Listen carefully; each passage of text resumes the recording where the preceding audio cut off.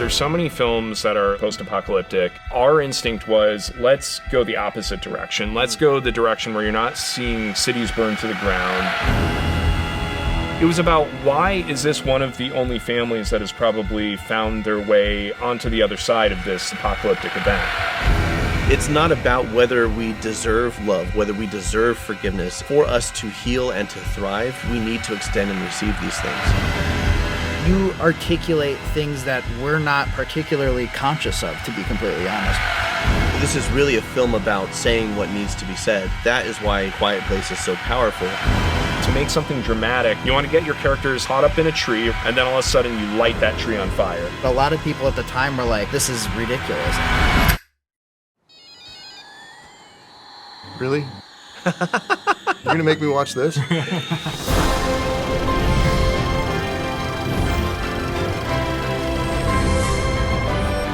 Hello and welcome to Cinema Therapy. I'm Jonathan Decker, licensed therapist who loves movies. Joining me way over there Is Alan Seawright, a professional filmmaker who needs therapy, partially because of these two gentlemen who are joining us today.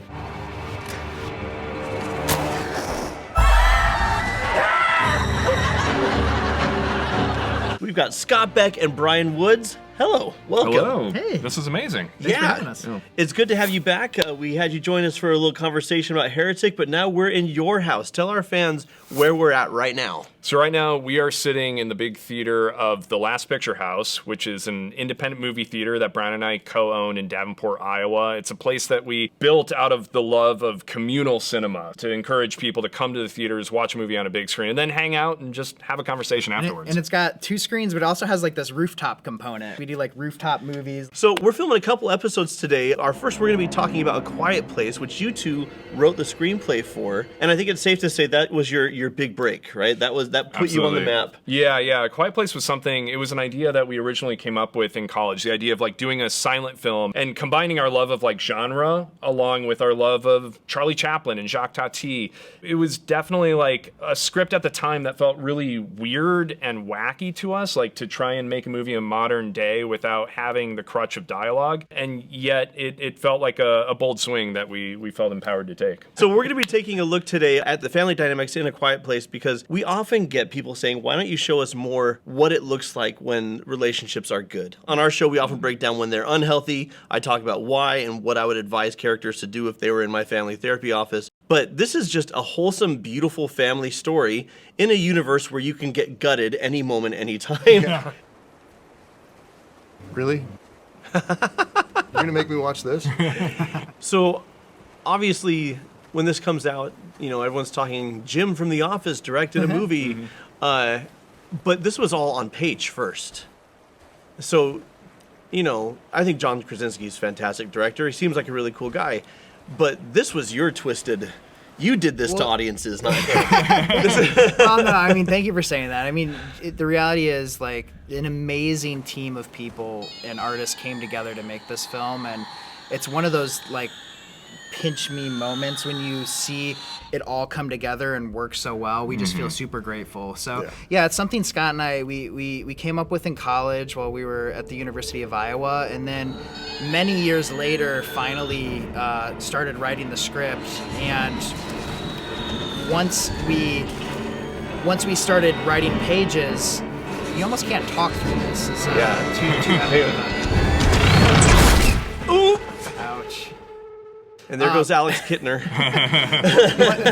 Once we started writing the project, our family and our wives were like, drop everything. Like, this is the project to focus on. They almost recognized more than we did that there was a lot of potential in this concept. And then writing it, I felt like Scott and I were taking like this kind of like childlike, innocent point of view of a family because we were not fathers yet. Yeah. Right. And every character still had equal kind of serving in the family dynamic, and in the movie they were all represented. But then when John came on to work on the project, he had a point of view of a father. Yeah. And so that added a kind of a different layer to the script, and he did a brilliant job. And then the casting of Millicent Simmons, who actually had a hearing impairment in real life, like that was something that lent itself to her own life experience, and she was able to imbue that character with like authenticity that you otherwise wouldn't get with the different casting. And in many ways, like, she felt like an additional writer on the project. Yeah. If I were attacked by a giant sound monster and lost a limb, my family could hold my hand, tell me they love me, and comfort me, but I'd also need a paramedic and a surgeon, and I'm certainly not going to Google how to reattach my own limb. Therapy is a lot like that. Friends and family can be a source of love and encouragement, but when it comes to mental health, emotional wellness, and relationship struggles, a trained specialist is essential for real healing. I also know it can feel discouraging if you've tried therapy and it hasn't clicked yet. That's why I'm glad today's video is sponsored by BetterHelp, and they're on a mission to make starting therapy easier. Therapy isn't about quick fixes. It's about long-term growth and support, and BetterHelp designed their therapist match commitment to make that possible. BetterHelp uses over a decade of matching expertise, clinical experience, and your preferences to match you with someone who makes sense for you. And if it's not working out, you can switch anytime at no extra cost. In my experience, the difference between the right therapist and the wrong one is huge. The wrong fit can make you feel misunderstood, stalled, or even more discouraged. But the right therapist creates a space where you both feel challenged and cared for, where you're stretched at a pace that you can manage with the respect and support you deserve. All BetterHelp therapists must hold a master's or doctorate degree in their field. They also need to possess state professional licensing and at least 3 years of experience with 1,000 hours spent working with patients. BetterHelp hires fewer than a third of applicants, and all licensing information is easily available for patients to see right there on their website. When you complete the intake quiz, data-driven recommendations help guide you. And with the option to switch therapists easily, you have the freedom to find the best fit for you. If you've ever felt dismissed, confused, or even misled by advice that didn't truly help, a good therapist can actually hear you and support you without judgment. BetterHelp makes it easier to find that fit. Start today using our link, betterhelp.com/cinematherapy, and you'll get 10% off your first month of therapy. Take the first step toward the change you've been ready for. Quietly, there's something outside, and if it hears us... Help me! You wrote A Quiet Place and you weren't parents yet, and yet I watched this as a parent, and it feels... And I know you're talking about John and Emily bringing a lot to it, but it's in the script as well. And it's similar to when I watched Heretic as a Latter-day Saint, and I'm like, these guys... They're not Latter-day Saints, but you wrote it like, this is perspective taking and research. Can you tell me about that process? Because you do a good job of writing characters that aren't necessarily your lived experience. We really appreciate that. I mean, we're two very sensitive gentlemen, and I think like our job as writers and filmmakers is empathy. It's like our ability to like put ourselves in other people's shoes. Like I have the ability, Scott. I think you have this too. Like if something you're living out in the world and something embarrassing happens to somebody else. Yeah. I will be embarrassed for them. Right. Like my face will turn red and I'll blush, and putting ourselves like really like if there's research, it's just really like imagining what it would be like in this particular situation. Yeah. And then it's meeting people and talking to people and writing from lived experience too, or in like personal experience. The character of Reagan was based on a close friend in high school who had a hearing impairment. Just a buddy of ours, and seeing the way he lived his life and trying to take as much from what we've seen and put it into the characters. I mean, we're always saying like, you have to love the characters. You have to love them and make them real. Otherwise, you're piercing the reality of what the movie is, and you're not giving it a chance to like actually create real life three-dimensional characters anytime you're making a movie. And so it's always important for us from the get-go to kind of root ourselves into the characters. Like Bryan said, maybe access somebody that we both collectively know in our own real lives, so we can kind of mount the foundation of a character on top of like an existing person. Yeah. So you guys mentioned you wanted to make a silent film, and I thought your way into this of like, okay, first of all, it's a world where you can't make any noise, but then have, you know, you guys said, what's the scariest thing to put in that world, and it's kids. And then what's even scarier than that, one of the kids is deaf. So you get the scares of like, she doesn't know that she's making noise. It unlocks this ability to have your characters still able to communicate using sign language. And the sound design in the film, presumably a whole lot of the sound was written into the script. Oh, totally. I mean, the sound design has long been our favorite tool in the kind of cinematic toolbox.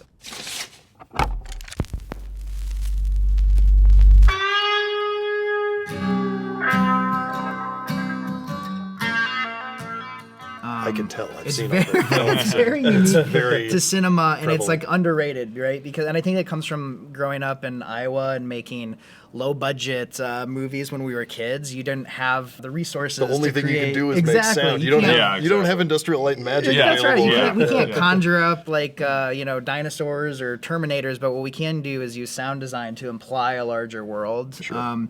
And so when we were writing A Quiet Place, there's no question that like our knowledge and awareness of how Alfred Hitchcock used sound to generate tension. Yeah, but she'll be hitting all the heavy traffic going back to San Francisco. Just listen to those lovebirds. Mitch. Or someone like M. Night Shyamalan, which Scott and I were big fans of when we were kind of coming of age as filmmakers.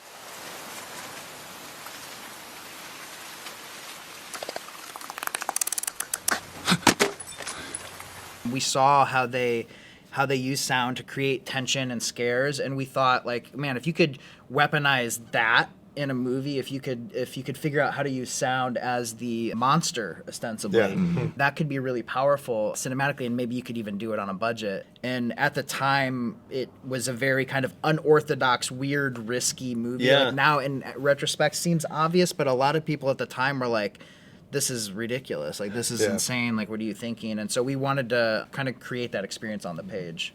Very cool. So I remember reading that Emily Blunt was your first choice.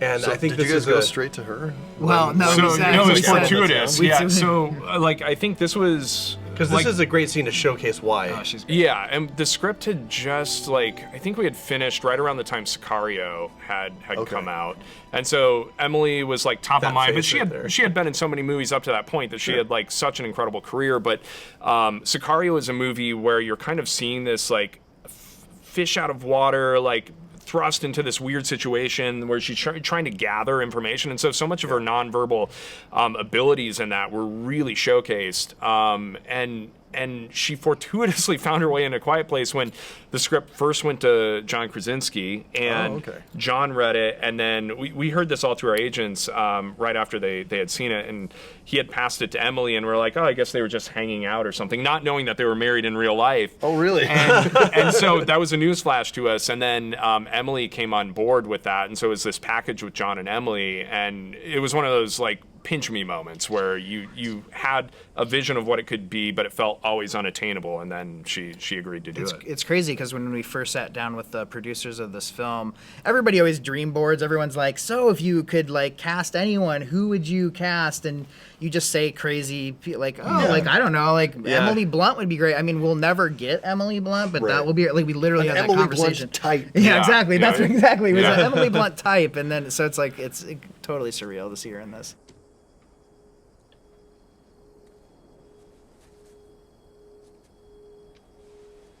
I guess my question about this scene with Marcus, he doesn't want to go with Lee. Right. Because Lee's basically saying, I'm taking you out from our little safe compound for a necessary experience. And it's kind of like the ancient Native American rituals of, leaving the tribe and going out into the wilderness to survive and learn the ways of survival. Why? Because your mom and I aren't going to be here forever. And what I want to know is those dynamics, why were these characters written this way? Where it was shown as healthy and loving and supportive instead of like a movie like Hereditary where it's all about the trauma and all about the family falling apart. You have a family who's trying to grow closer together and there's things that are still healing. I think a lot of that instinct was there's so many films that are like in the apocalypse or post-apocalyptic that our instinct was let's go the opposite direction. Let's go the direction where you're not seeing cities burn to the ground, and that extends to the family dynamics too, where it's like let's see families that aren't in this chaos or this turmoil, like trying to like fight each other for survival. It's not Mad Max the family. Not at all. No. And it was about why is this one of the only families that has probably found their way onto the other side of this apocalyptic event. And part of it is they do have a healthy way of living. They're trying to have normalcy. They have the superpower of American Sign Language where they're able to communicate in a way that makes no sound. But in addition to that, like they have this fortitude that was there before this apocalyptic event where they did have genuine love, genuine connection, and we thought that would just be a representation that was more interesting than necessarily seeing like the disparate family members all, fighting each other, going off their separate ways.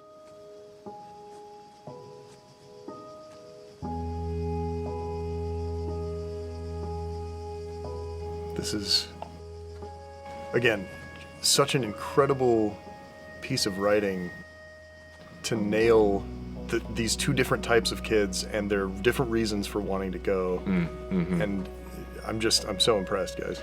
Well, and healthy families fight. Yeah. And this is a family fight that has to take place silently. Yeah. We always saw the movie when we first started talking about it. You know, it's what is the movie about? It can't just be monsters are here and if you make a sound, you die. We thought like it'd be interesting if this family had something going on where even if there wasn't an alien invasion, they still wouldn't be communicating. And so we really started to gravitate towards this theme of communication and this idea that because they have lost a family member, they're not quite saying the things they need to say to each other to heal properly. Yeah. And then when we got that idea, we were like, oh, wow, this whole movie could build to this moment of finally saying to your daughter and your kids what you need to say, what they need to hear, which is, I love you, everything is great. And how hard sometimes the simplest things to say are. Like we thought it would be a fascinating kind of emotional backdrop to set this movie in. Well, and Reagan blames herself. She blames herself for Beau's death. In fact, that's why I wanted to have that scene in here, is because we see throughout the film, she gave him the rocket ship. Yeah. And one of the hardest things to live with is when you do real harm unintentionally. Because you know you didn't have malintent, and it doesn't change the outcome. Yeah. And then it's especially hard because these parents, they love everyone in their family, including their daughter. And on one level, how could they blame her? They're not going to blame her. She's a child. She gave her brother a rocket ship. But on the other hand, like that's the logical side. But there's an emotional side. Yeah. Like the emotional side can say, I know it's irrational, but we don't have our son. And it's because this choice was made in wrestling with this loss, this hurt, this anger. And we see later that Lee and Evelyn, instead of turning it towards Reagan, they blame themselves. Evelyn talks about, I could have carried him. And my hands were free.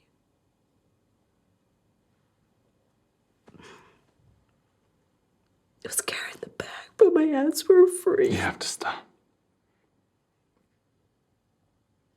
So I could have carried him. I should have carried him. And just this notion of grace, psychologically, the word grace is often used in a theological context, but I like to use it psychologically.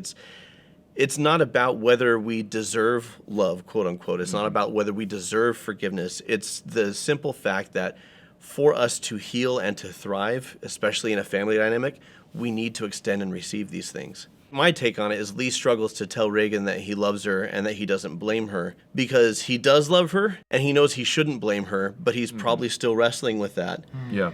And in that pivotal moment later on, he realizes the only thing that matters is that she knows that she is loved.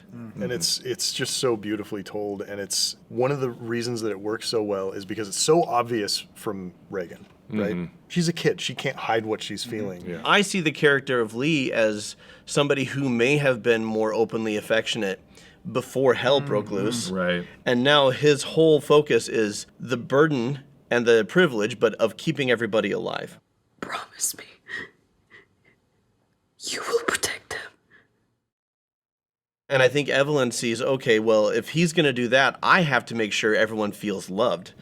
I have to make sure everyone feels safe. I have to make sure everyone feels seen and really cared for. And then, of course, you lead to, at the end, she's got to assume both roles. Yeah.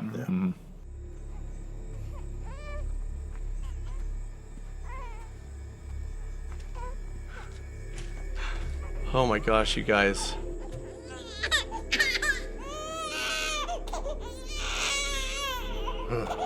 This is nerve-wracking. And you guys are delightfully sadistic doing this to the audience. Yeah, absolutely. I mean, I think especially a baby's cry, just normally, like especially if you're a parent or uncle or aunt or whatever, like. Hang on, you'll have to. Okay, now you can. Like if you've been around a baby and have to be the caretaker, like you know that cry is just an instinctual, like, oh man, I gotta fix this. But then you put them in this world, and it's just like, what do you do? Yeah. Well, but they've had 9 months to prepare, and their solution is to box the baby up. Yeah. You know, it's maybe not the best idea. It's just the But what else are you gonna best do? idea we Like, could You got to put it in a soundproof something. that was the whole writing thing, was like pressure testing, like Totally. how did they survive, where did they get their power from, if they're going to have a baby, how are they going to engineer a life where they can actually sustain with this baby around. And it was all this like logical troubleshooting, and some of that stuff didn't make the final cut of the movie because it's too much minutia, but it kind of was a fun world building exercise. And the baby brought us to the inevitable of like, you got to put it in a box with an oxygen tank. So yeah.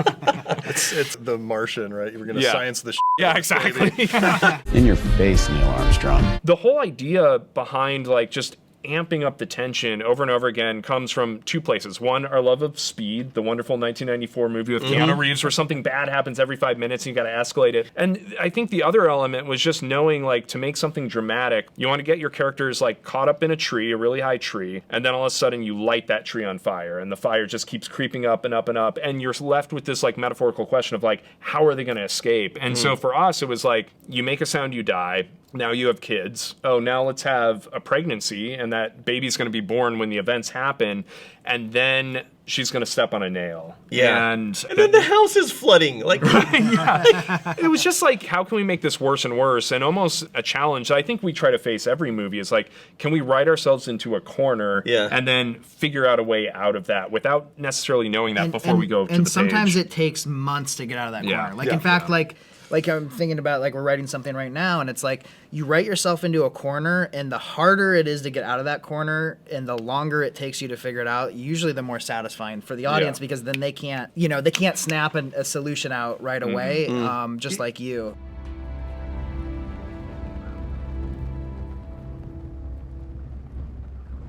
Marcus has been out with his dad and confronted him, do you blame Reagan and do you still love her? And he's like, of course I still love her, and no, I don't blame her, and you need to tell her. Marcus knows this unspoken secret, which is Dad adores you and would give anything for you. And Reagan's just holding this in his, Dad hates me, he blames me. Yeah. He'll come for you, Marcus, he won't come for me. And to intercut this with showing Lee just how desperately he's searching for them on the TV screens, just how much he actually does care. And I see this a lot of time in the therapy office. We project, right? And we assume because we hate ourselves, we blame ourselves, or we carry this guilt that others hate us too. And the fact is sometimes that's true. Sometimes people do blame us, resent us, whatever.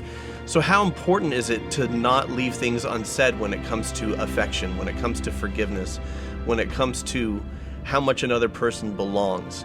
And if there's one thing I would just like give to the world, and I think A Quiet Place, this is the whole purpose of your screenplay, is don't wait, don't hold it in, say the things that need to be said. Yeah. Because that's how healing happens. And so you have this horrifying monster movie, and in the middle of it is a legitimately uplifting family drama. Yeah, see, I'm going to push back on that. What you have is a beautiful family drama that has trappings of a horrifying monster movie. Yeah. I mean, that to us was the backbone of this movie. Again, like, the first thing that hit us was the concept, if you make a sound, you die, but that's not enough to really hang a movie on. Like, you need to have like a beating heart beneath it. And it's something that we're very grateful to like all of the collaborators on this movie as well, to like actually bring that to life, because there's so many ways movies can change from script to screen and get perverted in terms of like what the message was. The number of like incredible scripts that I've seen that everyone had a slightly different vision, and by the time you get to the movie, it's just dog shit. Right, yeah. I mean, you guys know. It's like, it's a insane. gauntlet that you have to go through, but to have people like John and Emily to steer the ship and make sure that it still felt like it was a metaphor for parenting, but then like Millie and Noah as the kids, and make it feel that youthful guilt that I think we've all like felt in our own family dynamics, was just a very special collaboration that we feel lucky benefactors of. Well, we had in our previous Quiet Place episode the moment where Lee gives his life. So we're not gonna, I'm not gonna put everybody through that again now. Thank you. But Lee does say what needs to be said. And then in giving his life, Evelyn's now a single mom, and this family's got to find a way to, everyone has their role, but when you lose a family member, people have got to step into new roles. And in my family, my mother was very much like Evelyn. My mother was very much the glue that kept everyone together when it comes to love and affection and making sure things were said that needed to be said. And then my mom passed away, and we all kind of had to learn how to fill the role. On the opposite side, Evelyn and all the kids are going to have to learn to kick ass because Lee can't do it anymore. It's going to be a bit loud.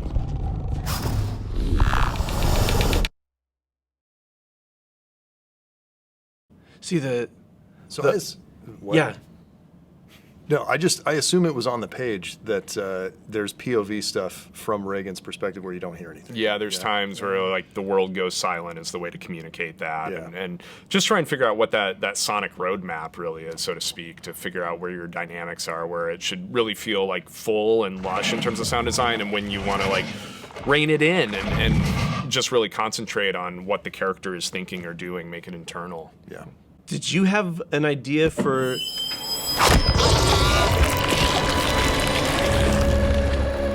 creature design? And did it match this, or did they do something completely different? And are you pleased with this? Oh yeah, absolutely. So the design, like on the page, I mean, there's certain elements that are like very similar with how it walks, to a certain degree how it looks. I remember, I think we wrote about the creature being like red on the outside, just because we felt like that would be kind of creepy to see something walking around with like raw red skin. But but like Industrial Light and Magic like has a huge hand in really iterating and figure out what that looks like. And so the idea of having the plates open up and you expose like the ear and such, like to execute that is such a incredible detail that they nailed. Really thrilled with ILM's work.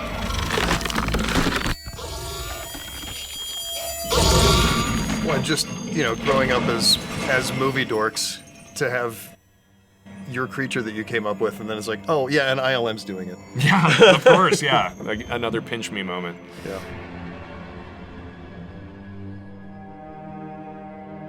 I have to say, the way you wrote this film, the ride. I mean, there's an emotional journey, but then the moments that are where you turn the screws are, honestly, they're masterful. Like this. Bad guys always got to get up one more time. Well, and the irony is not lost on me that in a film where characters generally can't speak, so much goes unspoken. Right. Right? And they can sign, they can communicate, but this is really a film about saying what needs to be said because people need to heal. And that's exactly what happens. So by the end, it's still a functional family dynamic. What's beautiful about a family is if you do it right, you can lose a member to death or to people moving away or life changing or even to divorce. And a family can still function if people are willing to extend grace, if people are willing to show love, and if people are willing to forgive, because we all screw up. We all hurt each other. I love when I watch family therapy happen and there's no therapist on screen. Because the fact is, I exist to facilitate something that has been happening for thousands of years, which is people finding a way back to wholeness and back to healing and back to connection. And that is why, to me, A Quiet Place is so powerful. Otherwise, it's a fantastically engineered thrill ride, but when you give it that beating heart, it's unforgettable. I mean, it was just listed as one of the 100 greatest movies ever made. That's silly, but it was. Who was it? Empire. Empire. They had to rank the books like Empire? Exorcist Yeah. and like E.T. It's like, get out of here. That's ridiculous. Yeah. But I have to say, like, one of the reasons I love talking to you all about film and listening to your show, and you articulate things that we're not particularly conscious of, to be completely honest. We're writing from Let me tell you why your writing is great. we're writing from a place of like what's personal to us, right? Like we're writing about our parents. We're writing about how we felt as kids. The pregnancy scene in A Quiet Place was based on a family member, my cousin's wife, who all she wanted in her life was to have a kid, and she finally got pregnant, and then the baby came early, and she had to give birth by herself in a bathtub in her house because she couldn't get a hold of, like her phone wasn't working, like the service, they were in a new place. And so like we're taking from life and trying to build out stories that are relatable to us and emotionally meaningful to us. But the framework and the structure, the underpinnings of like the dynamics of families and stuff, you illuminate that for us. And it's really fun to hear your takes on films in general. We will accept the compliment. Thank you. It's a masterpiece, guys. Yeah. Should be higher on the list. I don't know where it was, but it should be higher. It was just below SpongeBob. Feast your eyes, Patrick. What is it? The paddy wagon. No, that feels right, actually. Yeah. So until next time.